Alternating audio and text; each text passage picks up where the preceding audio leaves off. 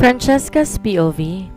The past months had been hard for us. It was tiring and saddening. Naalala ko pa ang nangyari noon sa ospital ng San Isidro noong nag-OB si Jericho. Dami ko pang sinasabi sa utak kong imposible pero mukhang manifesting ang nangyari. Francesca, good morning!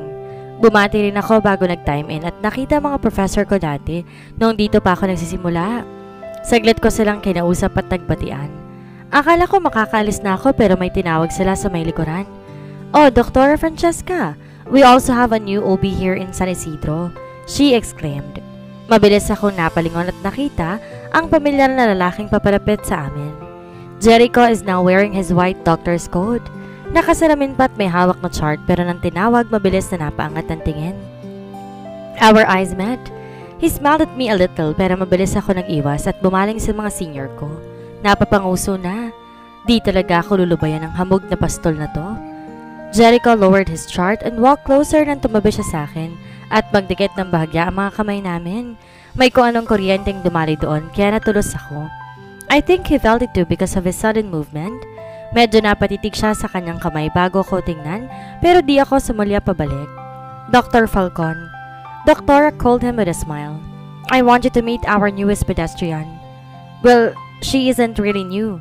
Nandito siya nanggaling bago lumipat sa ospital niyo sa Maynila. Maybe you two know each other? She asked, obviously not knowing our status. Kakawi lang kasi nila sa convention sa abroad at ako agad ang naabutan ng malaman na mag-contractual akong muli sa ospital namin dito. Napatingin silang lahat sa akin kaya mabilis akong umiling. No, I answered. Not personally, doktora. Oh really? I thought magkakilala kayo talaga dahil sabay kayong pumunta dito. You are contractual too, Doc? Bakit biglaan naman? Kamusta ang Maynila? It's good. His baritone voice answered. It's just that my home is here. Naramdaman ko ang titig ni Jericho sa akin pero hindi ko nilingon. Oh, nakabili kang lupa? Doktora asked brightly. Nako, maganda yan. Hindi lang kilala ang San Isidro pero sa tanawin, busog na busog ka. Sakto rin at may doktora tayo ditong maganda. Nagulat ako nang pabiro akong siniko ni doktora kaya napaayos ako ng tayo. Po? I asked. Asus, si Francesca. She even giggled.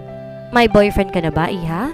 Abat bagay kayo nitong si Dr. Falcon, no? Ang gwapong bata. Wala po, doktora. I shook my head. At saka wala akong time. Asus?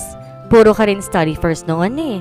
Sige na, nagtataka talaga ako at di kayo magkakilala at nasa isang ospital lang kayo noon. She even glanced at Jericho then cleared his throat kaya't napatingin ako sa kanya. I guess I should formally introduce myself to our beautiful pediatrician here, he asked, staring intently at me kaya muling nagwala ang puso ko. I felt like my stomach is churning and Doktora is giggling beside me. Dr. Dean Jericho Falcon. Doktora Kalingal? He said and offered his hand. Single and ready to mingle. Nagitna ako ron. Narinig ko ang tawa ni Doktora at mas sinig ko pa ako. Nakinikilig kaya kinagat ko ang labi at unti-unti ay nangat ang kamay para makipagkamay sa kanya. Francesca Karingal, Doc. Single but not ready to mingle. I said with a fake smile. Napatawa si Doktora at mas sinig ko pero seryoso lang ako kunwari. Pretty name. Suits you well. The side of his lips rose as he lifted my hand and placed a kiss at the back of it while staring directly into my eyes. Lovely to meet you, Doktora. I hope you're open to mingle soon. I gulped harshly. Kinagat ko ang labi at tumangutango na may pilit ng ngiti. Narinig ko ang hagik-hik ni Doktora kaya't sinaman ko ng tingin sa Jericho. He pretended not to notice my glares at him. Ngiti-ngiti pa habang hawak-hawak pa rin ang kamay ko. I secretly pulled my hand but he gripped it innocently, glancing at Doktora and nodded. Excuse us first, Doktora. I would like to get to know Doktora Karingal more. He smirked. Is it okay if I borrow her? I will take her to her office. Who knows, maybe she'll open the possibility to mingle this time. Ay! I was stunned when Doktora teased us. Gusto kong isigaw na wag niya akong ibenta sa lalaking to, pero kulang na nga lang mag-cheer siya habang tinutulak ako. Go, Doktora Karingal? She pushed me playfully. Doktora, di nga ako open. Anong di open? Yung matres mo pa-close na. Di ka pa rin open? Pinanlakihan niya lang ako at tinulak palapit kay Jericho na inabot ang bewang ko. Alagaan mo yung Francesca ng San Isidro, Dr. Falcon. Nakukat maraming sabungerong susugod sa'yo kapag nasaktan ang reyna ng dinibdibang lupa. She teased kaya't napapanguso na lamang ako. Binibenta niya ako. Then I will take care of the queen, Doktora. He smiled and touched my waist firmly. Let me escort Her Highness to her clinic. I was annoyed. Lantaran kong pinakita kay Jericho ang pagbusangot ko, pero parang wala lang sa kanya. He even smiled playfully and waved at our senior, who cheered me into finally mingling with this man. I was stiff while walking. Ayoko naman siyang itulak-tulak habang nanonood si Doktora, kaya para akong tuod dun. I only smacked his arm when we reached my clinic, and he is busy smirking at me. Ikaw, I warned. How many times do I have to tell you to leave me alone? Countless, I guess. He shrugged. I found. Gano'ng kadaming beses ko bang dapat sabihin sa'yo, layuan mo ko? Di ako marunong magbilang, piglet. He smiled again when he saw me bright red now. Teen Jericho? I groaned. I am not a piglet. Francesca. He reached for my bangs and brushed it a little. Can I get an oink-oink? I hissed quietly. Mas tumawa si Jericho at sinapo ang pisngi ko kaya napisat iyon at naiipit ang uso ko. I made a loud hissing sound but he only tilted his head and watched me amusingly, suddenly making a big sound. My eyes widened. Medyo lumaki ang ilong niya, kaya't napatawa na ako at tinulak siya palayo. Jericho! I exclaimed. Did you seriously just... Oh, I did. He smiled gently. You laughed. That's a plus. Maybe you will allow me to mingle soon? No. Humalokip-kip ako at umirap-irap.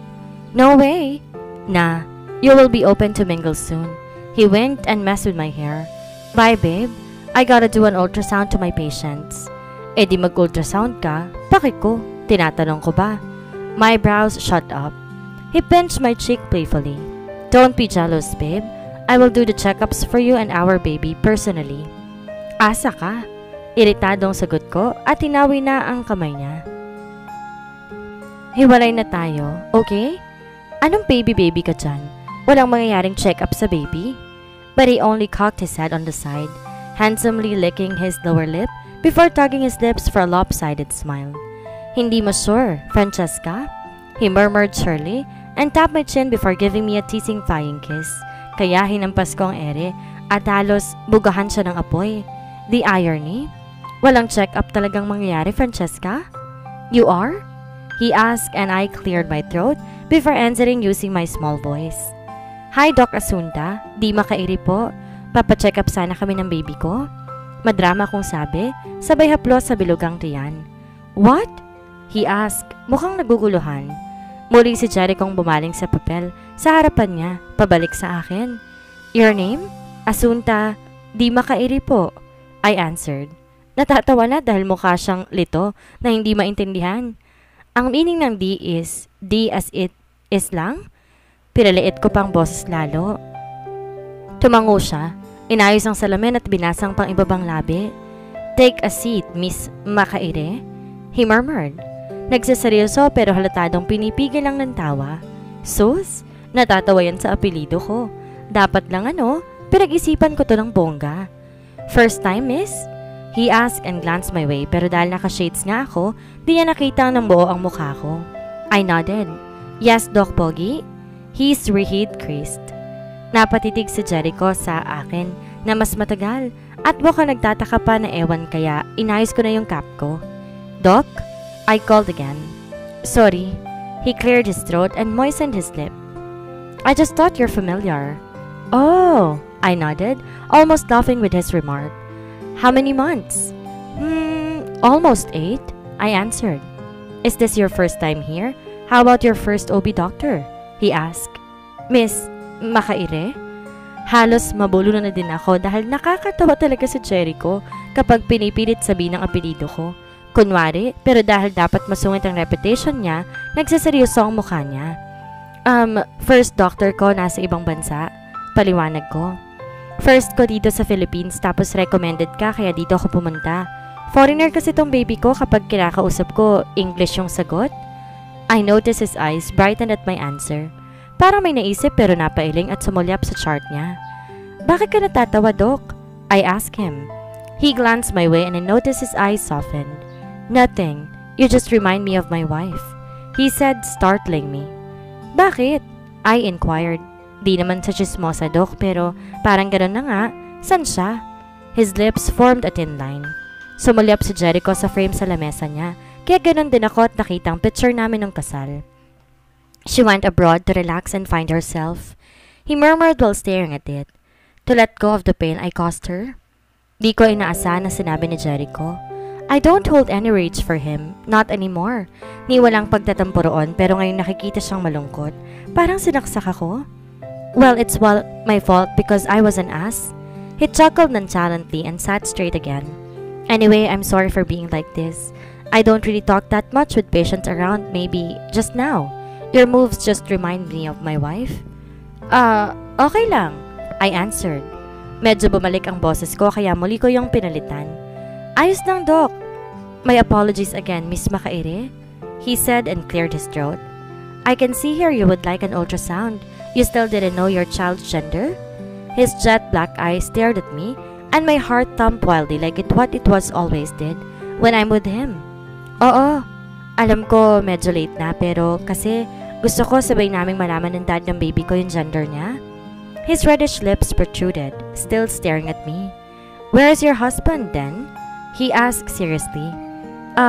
Medyo malilate. Palusot ko na lang. Kaya mauna na lang ako tapos babalitaan ko na lang siya. Matagal pa si Jerry kong napatitig sa akin at kinakabahan talaga ako at baka mahalata ako. Aren't you hot, ma'am? He asked. It's night here. You might find it hard walking around with shades. You can remove the glasses and the hindi. Tumawa pa ako. Naka-dark mode kasi itong salamin ko. Tumango-tango siya pero mukha pa rin kuryoso. Dark mode? He asked. Is that even a thing? Oo naman, I exclaimed. Bagong discover pa lang kasi to sa Amerika. Wala pa sa Pinas pero meron ng ganong glasses doon. Kung ang phone nga may night mode, ang glasses meron din. Won't you trip? I won't, ikaw talaga. Tsaka kasi may photosensitivity ako kaya need ang glasses na dark mode. I know he is feeling weirded out of me but I just nodded. He clicked his head a little to side while playing with his pen and staring at my form. I will request my secretary to prepare the ultrasound room. He murmured nonchalantly while reading on it before pressing on his intercom and reminded his secretary. I was afraid it will look suspicious, lalo na't sina Feby at Kairis ang nagsagot. Nako talaga, kapag pumalmak kami rito, pagpubuhin ko yung dalawa. You did not feel everything, ma'am? He commented and pointed the form. Muling kinagat ang ballpen kaya napalunok ako. Doc, pwedeng pakagat din ako? I clutched my dress. Muli niya ako nilingon kaya't suminghap ako at kinalamang sarili. Lalo nang basain niyang pang ibabang labi. Miss Makaire? He called. Yes? I inquired. Let me fill the form for you instead. He pointed it and that's when I realized our wedding ring is on his finger. How about you fill me instead? Napanguso ako. Para mas naging bastos yata ako eh. Ano yan, Francesca? Tigang? Any drug or food allergies? He asked kaya umiling ako. Nagsulat siya doon ng seryoso at sinagutan ng form ko, kaya parang nagliwanag ang paningin ko. Lord, salamat sa biyaya. Bakit kasi ganito at kahit anong anggulo ni Jericho guwaping talaga. His sharp and prominent jaw is on my view. Seryoso at medyo salubong ang kilay habang nagsasagot pero kahit nakamask ako, ang bango-bango niyang tingnan pa rin. Lord, salamat sa blessings. Mahal na mahal mo ko at ang gwapo-gwapo ng taong yero na to. When was the last time you had your check-up? Last month, I answered. Anyway, miss, about your condition? Hindi pa kayong delikado but we have to address it properly. Huh? My condition? He nodded.